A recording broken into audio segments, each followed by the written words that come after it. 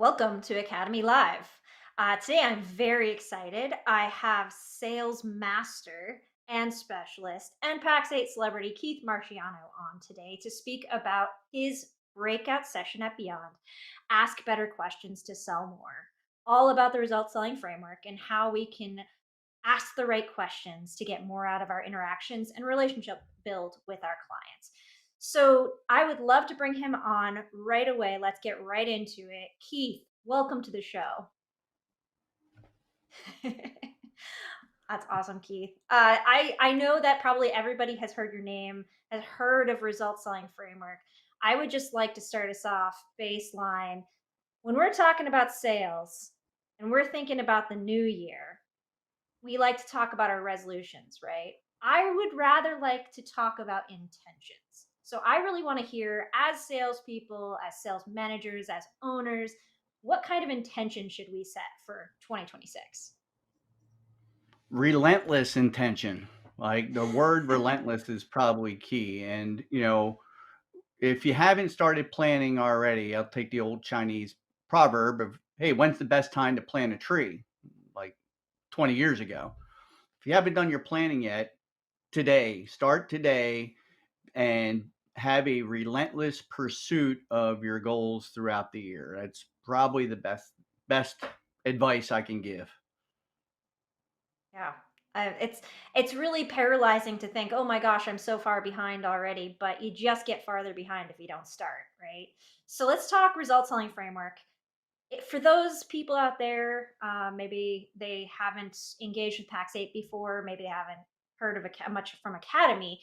Explain to me a little bit about the result selling framework. Give us an introduction. Let us know who's it for, what is it supposed to do for our partners, how is it going to help them? Yeah, great question. So we've built this. Doesn't matter where you are in your growth stage journey as a MSP. If you're owner-led sales, great. We have the language around it to help the technical owner just be better at sales and asking the right questions. And if you're a salesperson, I've always said, you never stop learning, right? You never stop learning your craft. The best athletes in the world never stop focusing on improvement. Look at Michael Phelps, for example. That guy was always in the pool, always eating what he needed to do from a nutrition standpoint. Sales is the same way. Sales is a skill, it's not an activity.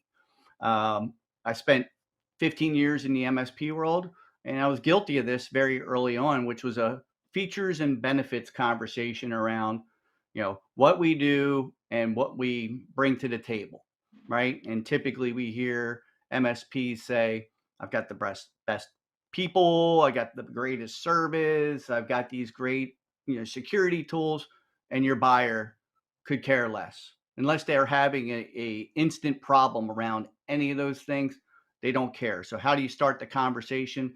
How do you ask good questions to create curiosity, create interest? Two keywords that I want you to kind of think of with the prerequisite of create. Yeah. If you're looking for differentiators, like naming the same things that everybody has, like the same tools, and we've all got amazing people, right? Nobody hires duds. That's just not a thing that anybody does. So those are not going to set you apart, right?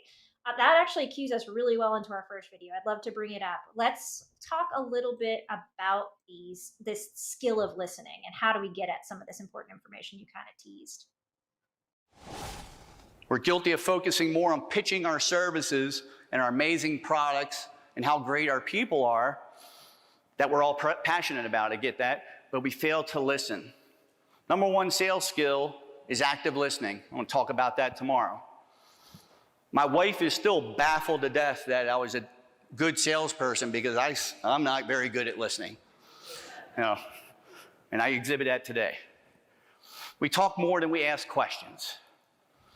Once we hear a problem, we dive in.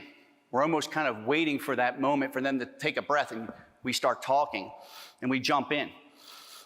We focus heavily on the product, the features, our security tools, and we love our vendors here at Pax8. At the end of the day, those are the tools in your tool belt that can help solve that problem. to the buyer, they don't care about those tools. Talk about that today. Our buyers, this is the seller listening dysfunction. Our buyers think we don't listen and we don't understand their business. If you're a salesperson in the crowd, they think you're only focused on one thing, and that's that commission at the end of the day. You're trying to shove your product down their throat, right? They don't think you understand your business, so guess what happens? You don't gain access to the rest of the stakeholders in the business. They put that barrier and that wall up. You don't get to talk to multiple people, which makes it much lower success rates of closing that business. Yeah, that number one soft skill of active listening, so important, so important. But what I'm hearing you also say, and what I heard you mention a little earlier, was what about curiosity? So encouraging those salespeople to be curious. How do we dive in and get to the problem? How do we not skip over all those steps to get to how we are so awesome? Yeah, great question. So I mentioned it in that video is just learning more about them, understanding more about their business, what they care about, right? So you see behind me, I've got Oriole stuff all over my wall. Like I'm a big baseball fan, I'm a big Orioles fan. Like if I saw something come up on my social media feed or on a website talking about the Orioles, like they signed this big free agent or made this trade, that interests me. I would open it up and read it, right? So we have to understand their business. And if we only talk about us, which is a problem that we have, that's the seller listening dysfunction, is that we talk about us, we don't understand the other buyer. Part of that extension on that video was like a dating scenario is, if you went on a first date and the person at the other end of the table, all they did was talk, there probably wouldn't be a second date. We have to create interest. And the way to do that is get them talking. Ask great questions about them, their business, their industry, challenges that they're having. Get them talking so that way you understand them more. Yeah. And I heard something interesting there, which is also don't think it's a waste of time to relationship build. Like people who feel cared for feel like you understand them as well and their pain points, not just their business. Sometimes that can be really powerful as well, right? Like if I went to you and I remembered, Mm, the last time we spoke, you spoke about your daughter or that you were really into this Orioles game or something. I think that would mean something to you, right? Like it's not just all like cents and dollars. It's also, do we know them as people? yeah, I agree. It's a lesson I learned a long time ago in a galaxy far, far away. You see the gray in my beard. I'm not a young guy anymore. When I started my sales career, I always was a genuinely curious person. And when I was selling copiers way back in the day, I went to a place and they manufactured checks. Remember those old things you could order from magazines that had, put pictures of your dogs on it and that thing? So they were a check manufacturer, and I was asking questions about their business, and I just asked a simple question, was like, can you take me for a tour of your facility? And went through it. I wound up getting their business, and I asked them a question like, hey, how did I earn your business? And they're like, you actually took interest in my company to understand how we work, the challenges we're having, and I remember that, and that's why we chose you. That's all we're doing, is this human element of caring, listening, and understanding the other person. Yeah. How do we get access to the other people? That's also an interesting thing. You got this tour, Mm. right? Did that give you an opportunity to meet other people? Like very often we're only dealing with one person. Like what's the power in that? That's just huge. Like we go in saying, "Oh, I've got to talk to the decision maker. I got to get to the decision maker." Well, you got to earn your right to get in front of that, and it typically means you have to have this point of contact be your champion, your advocate for you. Being curious and asking for a tour, and understanding their business gets you a chance not only to meet other people in the organization, it might just be like end users that are equally or more frustrated than your point of contact, and give you additional problems that they might be experiencing around their technology that point of contact or the stakeholder in the organization is not aware of. And now you're having business conversations around that. And you've gone wider and deeper inside the company. And now you have multiple people saying, hey, I like that guy or gal. They actually took an interest in what I did and understanding the problems that we're having. And then you gather all this information, if you will, and you use it in the future, right? You bring it back when you have the stakeholders to the table. And then when you get to the proposal side, you're talking around, hey, I talked to so-and-so in this department.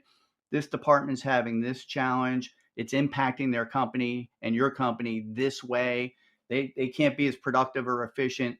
You're now having business conversations, less about the technology. We're all really, really good around the tech, right? I mean, that's the fun part, right? Most people get into it because they love the tech. But that brings us to Yeah. like actually a really good segue to the next video, thinking like the buyer. Let's bring that up. This is the buyer journey. Keep that in mind. It's another tip to take away. When you're meeting with a client to talk about solutions or fixing problems, or you're meeting with a prospect about the same thing, this is their journey. It's their money. You have to bring the value so that way they're willing to part with that money. During their focus, you got to change your mindset. You got to think like them. The buyers, this is what they go through. Before they talk to you, they're determining, do we make a change or not? Then they're talking to their friends, colleagues, people that are in their industry. Who do you use for IT? Then they're searching you on the internet. They're doing all this due diligence before they even ask to bring you to the table. They're determining their requirements. Think about buying a car these days. So last February, I bought a brand new pickup truck. Well, it wasn't brand new, it was 2021. But I was looking for a pickup truck. I didn't just all of a sudden on a whim say, hey, I'm gonna go buy a truck. My wife wouldn't let me do that. Guys, you know what I'm talking about.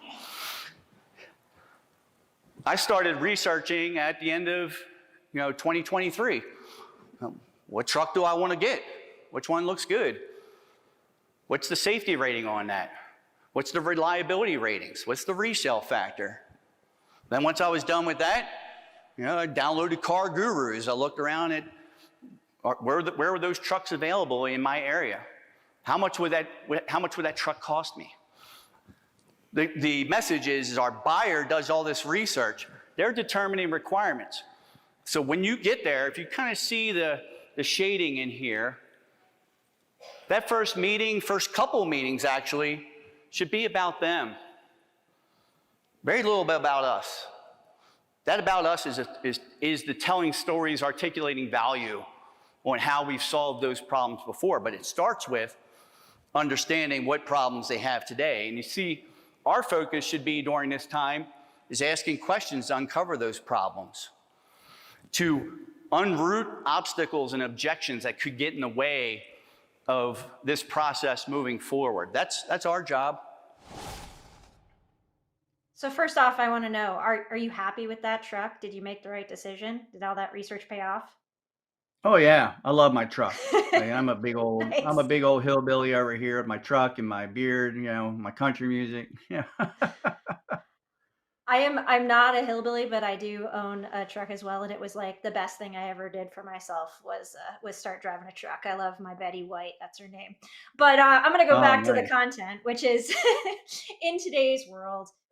You said it. Everybody knows what they want. We have a lot more intelligent, informed MSPs, clients, all the way down the chain, right? So, Hmm. how do we set ourselves apart in this world of like commoditization? We're just pitting price against price. Like, how does this curve work, and how does it help us become a real differentiator in the industry? Yeah, in like every conversation that we have, we learn a little bit more about that other person. And that's what we're doing here is we're finding out what's going on. Um, Odds have it in the MSP world, the companies that we're talking to are doing okay with their IT. When they bring you to the table, a prospect, it's typically an emotional issue, right?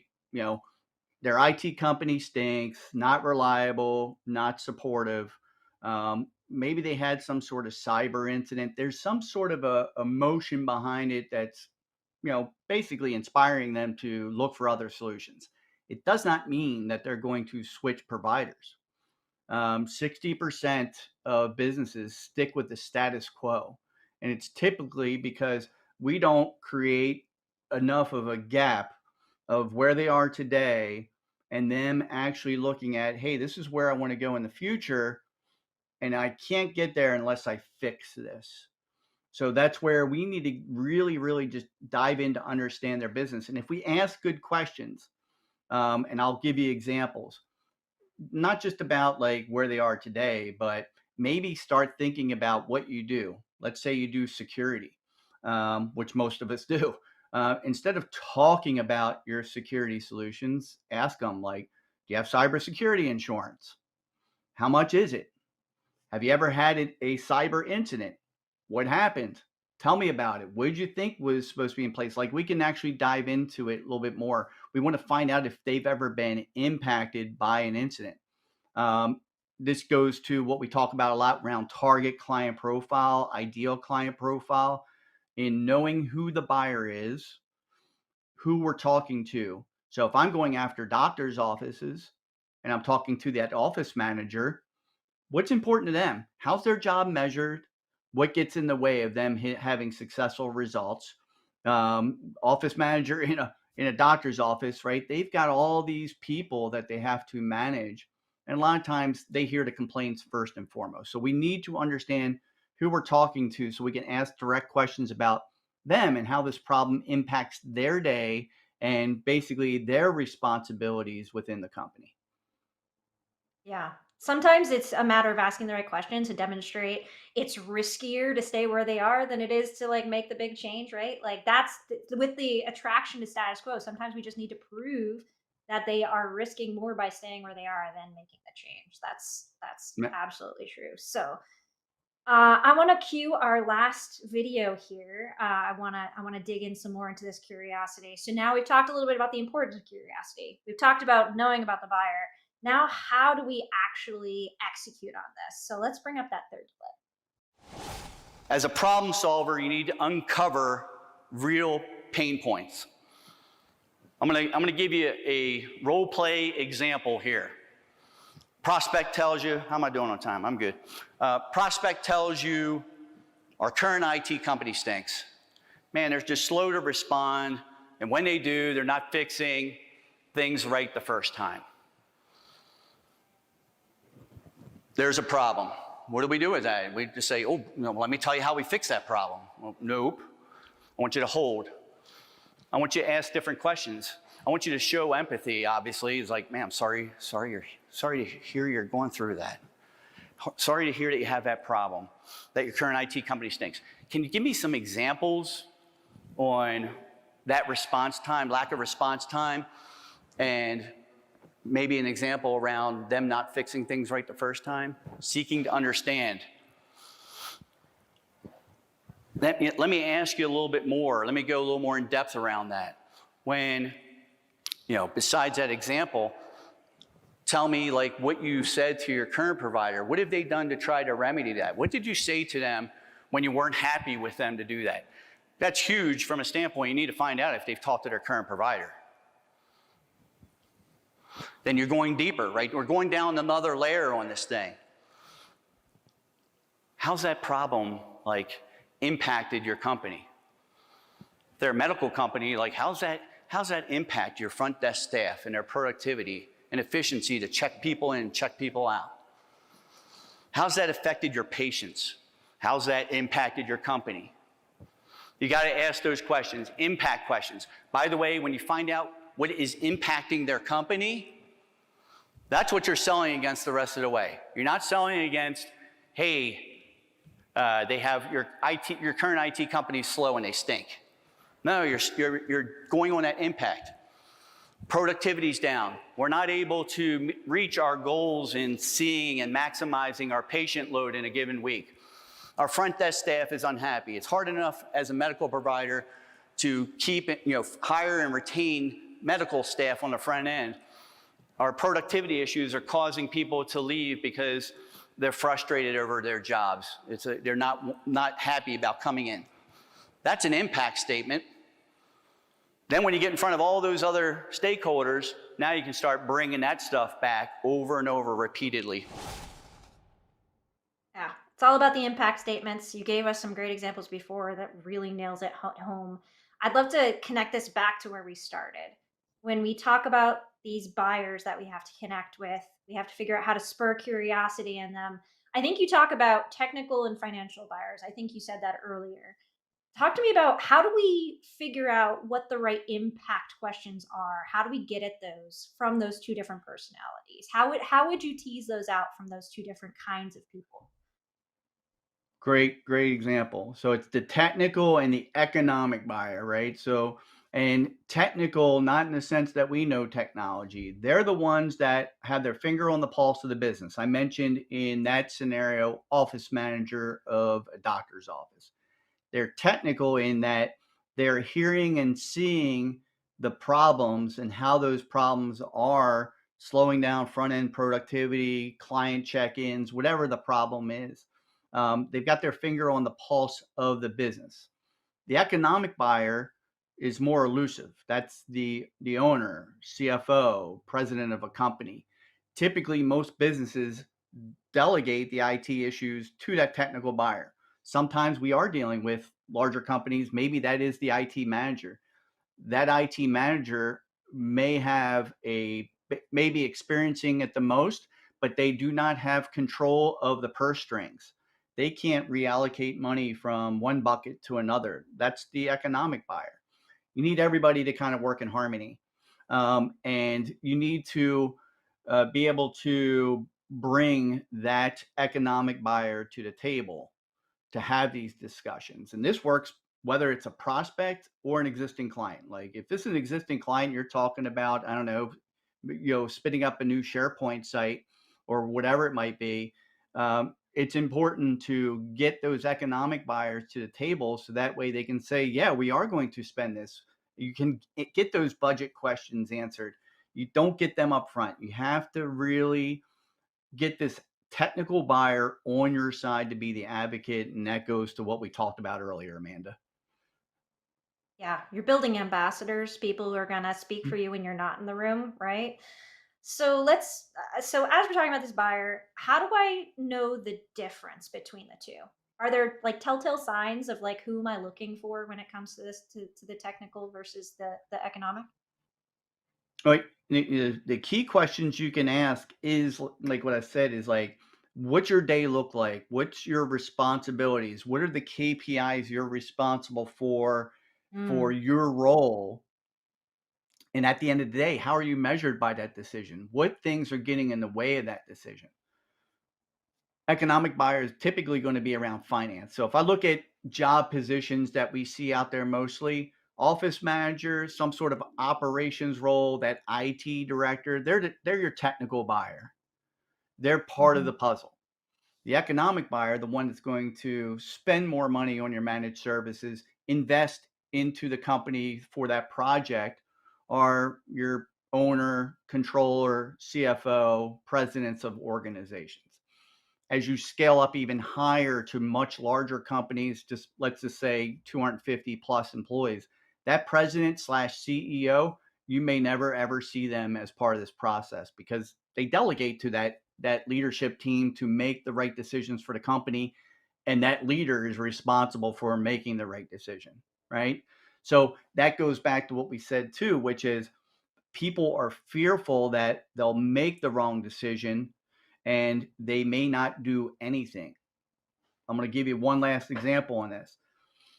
A lot of times, if we're talking to that operations manager, office manager, there's probably a pretty good chance, and you have to find this out through question asking, is how long you've been with your current IT company and how long they've been there. There's a pretty darn good chance that that person was involved in the decision to bring in that current IT company or hire that IT person that's not doing their job.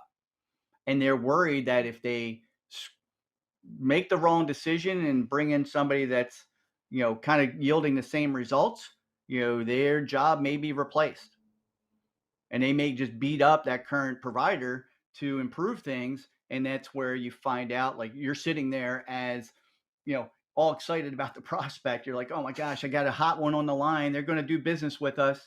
And then you deliver your proposal, and next thing you know, it's ghost town. Like, they stop calling you back, or they're very long in between communication. It's because they're second guessing their decision. It's a gap. Yeah. Yeah. I love the connection between the business outcomes that they already know about, things they're already measuring, right? You're asking them what's important to them that's important enough to put on a, a dashboard or something, and connecting it back to your impact statements. I would love to bring up, there's a graphic that you've created as part of your coaching program. It shows this powerful bridge imagery. So talk to me a little bit. You mentioned it earlier. How do we build this bridge that gets them past the point of, I'm worried about change, I'm worried about showing that I was wrong the first time around, any of those doubts? How does this bridge help us? And just kind of dig in here. Yeah. So, our job is to, and you saw the graph earlier, the buyer persona and the buyer journey, where we need to ask questions. We need to spend a lot of time asking questions about what's going on today. And we talked about going multiple layers deep, talking to multiple different people. That's what we need to spend a lot of time with. When we're done with that, we just can't just jump into the decision criteria or start talking about ourselves or articulating value. We need to find out where they're going as a company. What are your goals?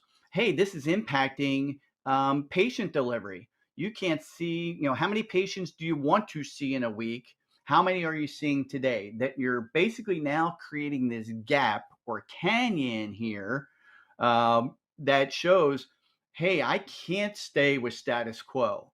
If I stay with status quo, I now have this ginormous gap where I can't get to where I want to go in the future. Our job is to understand that and the decision criteria, and then start to understand what are the outcomes they're looking for, what looks good for them, and then how we're going to build this bridge. And that bridge that is in this picture is how we're going to do it, how we do it better than the competition. And then when we hit this articulating value or proof points, it's us sharing stories of how we've done it before, how we've helped other companies just like them solve this problem, take them from where they are today to where they want to go, and we can deliver the results. And what it does, Amanda, is basically it lowers that I'm just going to stick with the status quo. I'm not going to do anything. That's our biggest competitor, is them not doing anything, whether that's an existing client or a prospect. That's why we call it a buyer persona, because it doesn't really matter. Yeah, that's amazing. I love that imagery too. It's just, it really nails home.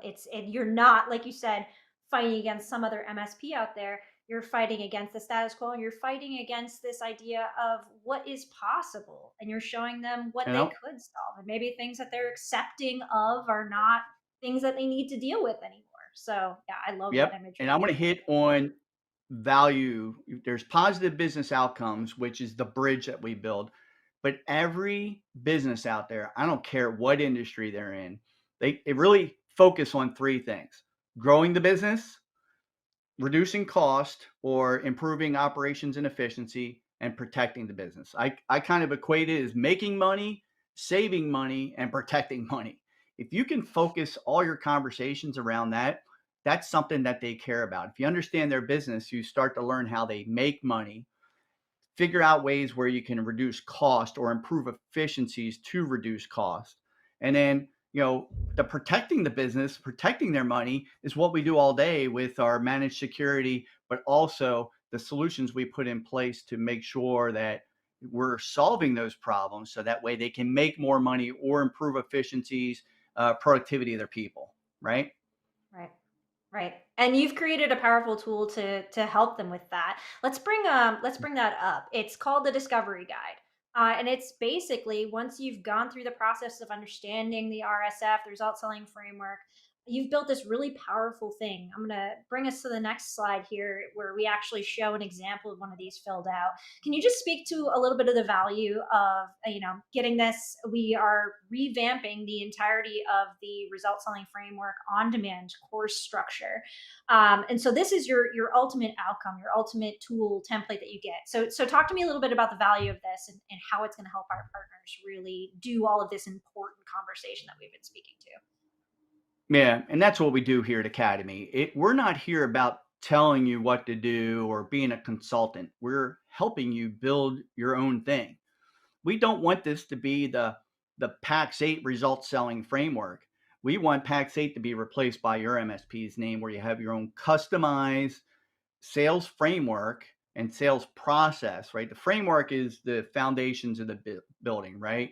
And then you got to build the framing and using scaffolding and such like that. That's the sales process. But the framework is steady and steadfast. It doesn't change. So we walk you through, and it's whether you're on demand or in an instructor-led training or in coaching, there's different ways that we help a partner build their own framework. The on-demand course takes you through all the courses, gets you to the end where you take all this information that you created, thinking about how your business does it, what your business does, and being able to craft questions that you can ask a partner. And we do this not to create for you to create it as a script, although part of that is for our partners to develop a little bit of muscle memory so that way they can ask these right questions. And it's kind of like, doing anything. It's a habit, right? They understand how to do it. We want them to use, especially that last image is specifically it's a blank canvas where you go into a prospect or into a client and you go through, what questions am I going to ask around current state, the future state, these decision criteria questions, right? And you start writing down your notes. And then that way you have, I would say, kind of ammo to be able to try to win that business, right? That's the goal of the discovery guide, is partners can customize their own sales framework and then have questions that they can ask when they're in front of the buyer, right? Yeah, super powerful tool. It's definitely worth the trip through all of the courses. If you've taken the courses before, we've added on a few things. And if you haven't gone in there yet, please do. Once you get through there, you get that template, you get that powerful tool. So that whole revamped section of on demand is available. You mentioned that there were ILTs, that we have peer groups that are around sales, coaching, of course, around sales. Tell us a Yep. little bit, what else is out there? I know there's also events that are happening. Yeah, so we've got some action items here for you today. I'll kind of bring it up. So, in coming up in the next several months, we're going to have a result selling framework instructor led training. So we'll take you through this week. It's 5 weeks, 1 hour a week, where we take you through this step by step. We have also coming in April and May a mission briefing that Pax8 does. First one's in Ottawa in April. The second one in May is in Denver. It's a full day workshop around result selling framework, how to sell better, how to ask better questions, what we talked about today, Amanda. You have those resources out there. We also have a result selling framework podcast. Straight up, it's about selling IT services as an MSP. Every topic you can think of, from asking questions with a result selling framework. We utilize result selling framework for marketing, prospecting, as well as winning business, right? We talked a lot today about winning business, but how do you get leads? How do you get people to say, hey, I want to learn more? You better create that curiosity. And the best way to do that is to understand who you're going after and then be able to ask some questions and maybe throw some proof points out there of problems that you solved for them and results that you have delivered. That's where this all ties into the sales process. So we've got the Result Selling Framework podcast. I ask everybody to connect with me on LinkedIn, because anything we do around sales enablement in Academy, I've got it all over my LinkedIn page, the podcast, the events, all those things. Our goal at Academy, and that's my goal, is I left the MSP world to pay it forward, to give back what all my knowledge. I've got other sales subject matter experts to help me develop content and deliver this information. So we want to help our MSP community grow. With AI, there's a lot of benefits to AI, and we really didn't dive into that. But for marketing, prospecting, and this sales conversation, AI can help. We coach along that to help you be better using AI to get to that part.